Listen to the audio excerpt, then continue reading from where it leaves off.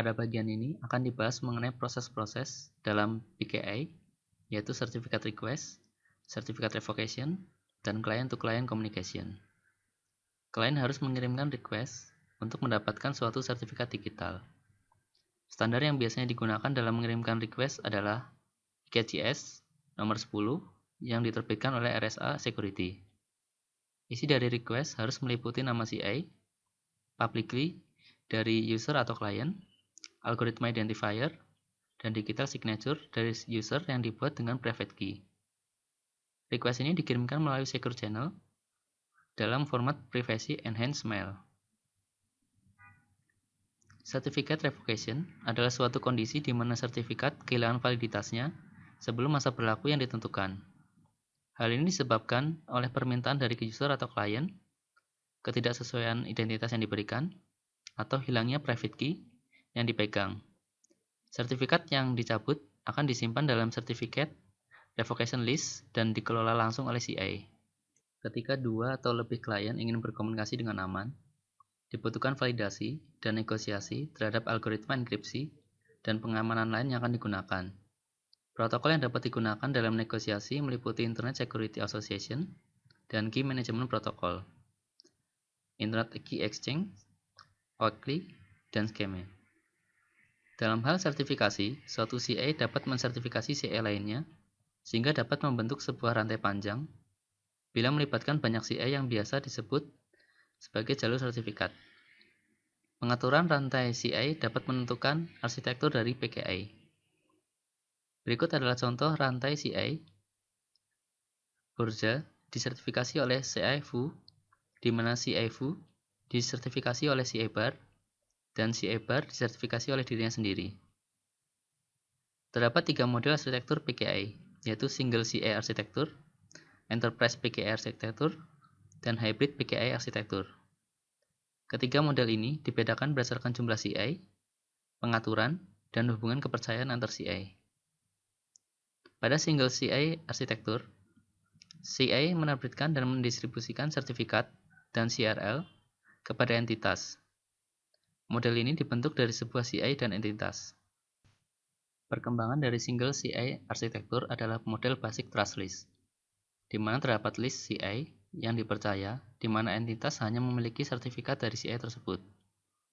Ketika dua buah entitas ingin berkomunikasi, maka kedua entitas harus menggunakan sertifikat dari sebuah CA yang sama dan berada pada trust list yang kedua entitas. Enterprise PKI arsitektur dibagi dalam dua arsitektur, yaitu hierarki dan mesh. Pada arsitektur hierarki, mempunyai beberapa karakteristik, yaitu terdiri dari banyak CA, hubungan antar CA berupa superior dan subordinat, root CA menerbitkan sertifikat untuk subordinat CA, dan subordinat CA menerbitkan sertifikat untuk user, dan subordinat CA di bawahnya.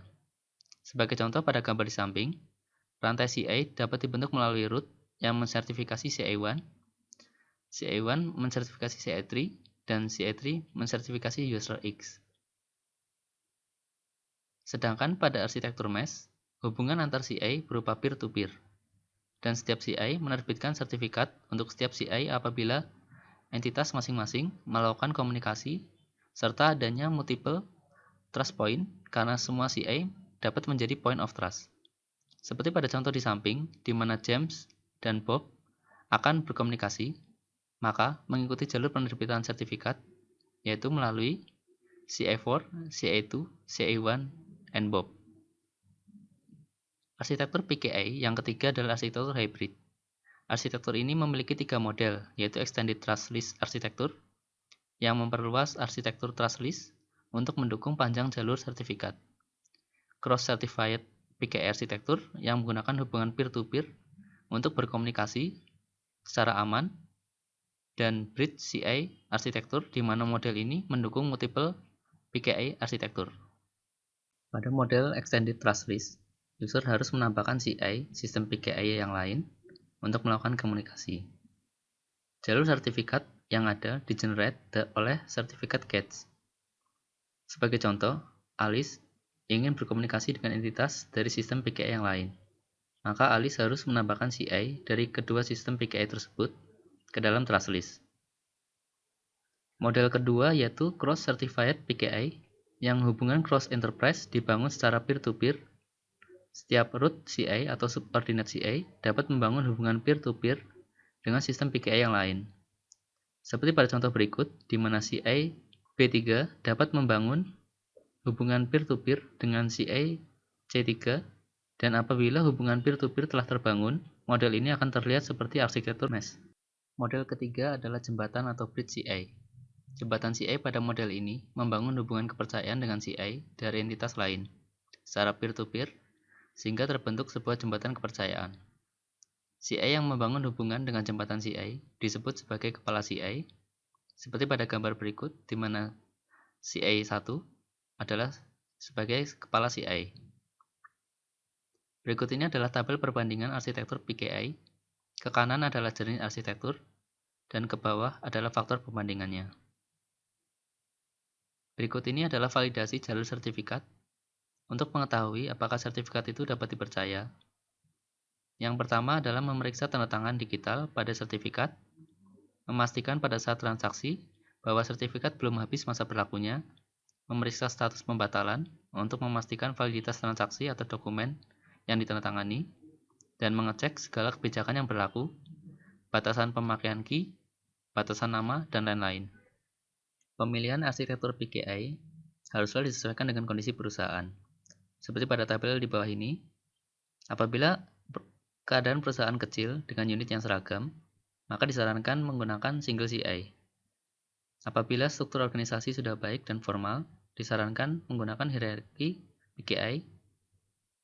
Apabila tidak mendukung struktur organisasi yang terdefinisi, disarankan menggunakan mesh PKI. Apabila berinteraksi dengan sedikit klien, atau untuk interaksi beberapa sistem PKI dalam jumlah kecil, disarankan menggunakan Cross-Certified PKI. Dan apabila interaksi antar arsitektur PKI, maka disarankan menggunakan jembatan CI. Ada 4 aspek keamanan yang perlu diperhatikan dalam transaksi elektronik, yaitu confidentiality, authentication, integrity, dan non-repudiation. Kriptografi digunakan sebagai metode dalam meningkatkan jaminan keamanan. Public Key Infrastructure atau PKI digunakan sebagai framework dalam mengelola, membuat, menyimpan, dan mendistribusikan key yang dimiliki oleh para user. Komponen-komponen PKI meliputi Certificate Authority atau CI, Registration Authority, PKI Client, Certified Distribution System atau CDS, dan Digital Certificate. Certificate Request, Certificate Revocation, dan Client-to-Client Communication merupakan proses-proses yang ada dalam PKI. Certificate Authority atau CI merupakan entitas atau lembaga yang menerbitkan sertifikat digital untuk mengamankan transaksi elektronik. Macam-macam arsitektur PKI meliputi Single CI, Enterprise PKI, dan Hybrid PKI arsitektur. Pemilihan arsitektur PKI harus disesuaikan dengan kondisi perusahaan. Demikian pembahasan materi CI pada sesi kedua ini.